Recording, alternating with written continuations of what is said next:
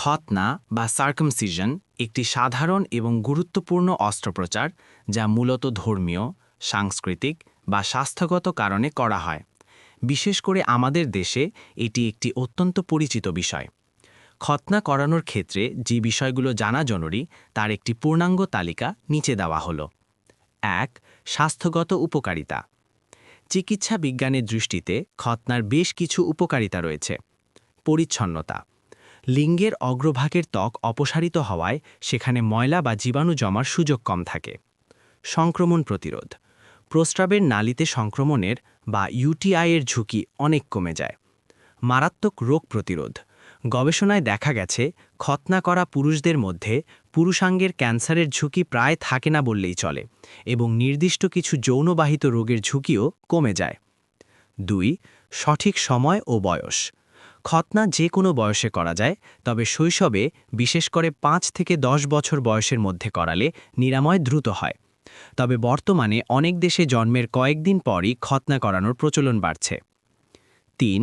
সঠিক সার্জন ও পদ্ধতি নির্বাচন।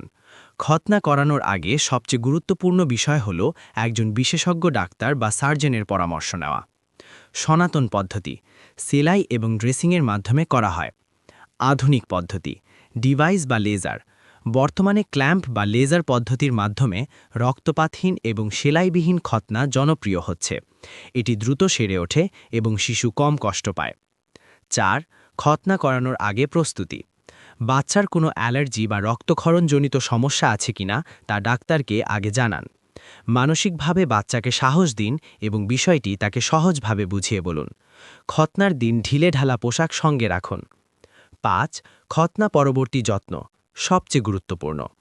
অস্ত্রোপচারের পর দ্রুত নিরাময়ের জন্য সঠিক যত্ন নেওয়া জরুরি। পরিচ্ছন্নতা। ক্ষতস্থান পরিষ্কার ও শুকনো রাখার চেষ্টা করুন। ডাক্তারের পরামর্শ অনুযায়ী কুসুম গরম পানি ব্যবহার করা যেতে পারে। ঔষধ। ব্যথানাশক এবং অ্যান্টিবায়োটিক ঔষধ ডাক্তারের প্রেসক্রিপশন অনুযায়ী সময়মতো খাওয়ান। বিশ্রাম। অন্তত ৩ থেকে ৫ দিন বাচ্চাকে দৌড়ঝাঁপ বা ভারী কাজ থেকে বিরত রাখুন। পোশাক।